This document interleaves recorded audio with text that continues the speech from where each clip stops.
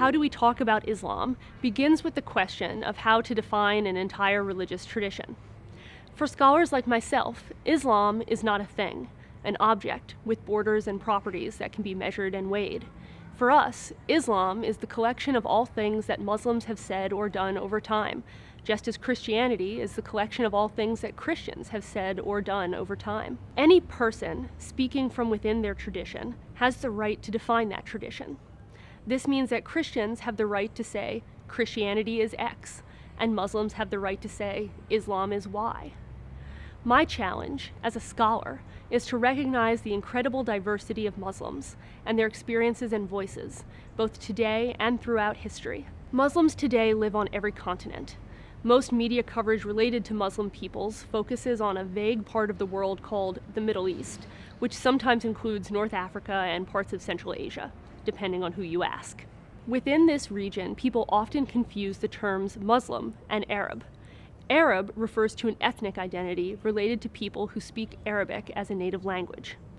While many Arabs are Muslims, others are Christian or Jewish, or members of religious minorities such as Druze, Baha'i, and Yazidi. And just as not all people living in the Middle East are Muslim, many are not Arab either. Most people living in Turkey identify as Turkish, while most people living in Iran identify as Persian and speak a language called Farsi. Still other communities identify as Kurdish or Berber. In contrast, Muslim refers to a religious identity, and Muslims can be of any ethnic, racial, or national background. Although most Americans think of Muslims as living in the Middle East, the largest populations of Muslims today live in Asia, including South Asian countries like India, Pakistan, and Bangladesh, and East Asian countries like Indonesia. My own research focuses on the history of Muslim communities living in West Africa. We have evidence for the presence of Muslims in this region from as early as the 11th century, and there may have been communities of Muslims in East Africa as early as the 7th or 8th centuries. Today, there are Muslims in almost all African countries, and around 30% of all Africans are Muslims. Because Muslims have been living in Africa for over 1,000 years, some of the enslaved Africans brought to the Americas during the era of the slave trade were Muslims. When Great Britain and France abolished slavery in the 19th century, many more Muslims were still brought to the Americas forcibly as indentured laborers. The descendants of these enslaved and indentured Muslims continue to live in the Americas today. In the United States, many Black Americans became Muslim during the early 20th century, including famous figures such as Muhammad Ali and Malcolm X. In 1965, Congress made immigration quotas based on national origin illegal, and as a result, many more Muslims came to live in the United States during the 60s, 70s, and 80s. Many of the American-born children and grandchildren of these immigrants are going to college with you now. Because of this incredible diversity of Muslim backgrounds, experiences, and voices, scholars like myself do not recognize one overarching expression of Islam or what it means to be Muslim.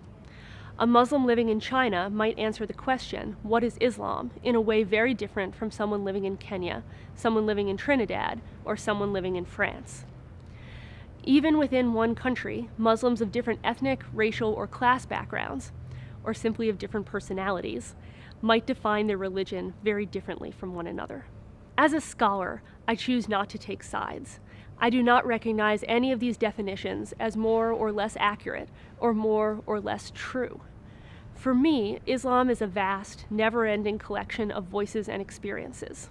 And this position has consequences, particularly for how we talk about Islam. Students and friends often ask me questions such as, what does Islam say about X? But Islam cannot say anything, for Islam does not speak with one voice. As a society, I think we will have more productive conversations if we rephrase our questions to ask, what do Muslims say? This may seem like a minor detail, a nitpicking point. It is not. Making this change moves discussions away from large, undefined, and abstract concepts and begins to refocus our attention on people, on actual human lives. Focusing on people is always a powerful move, and hopefully it will give us, at the very least, a place to begin.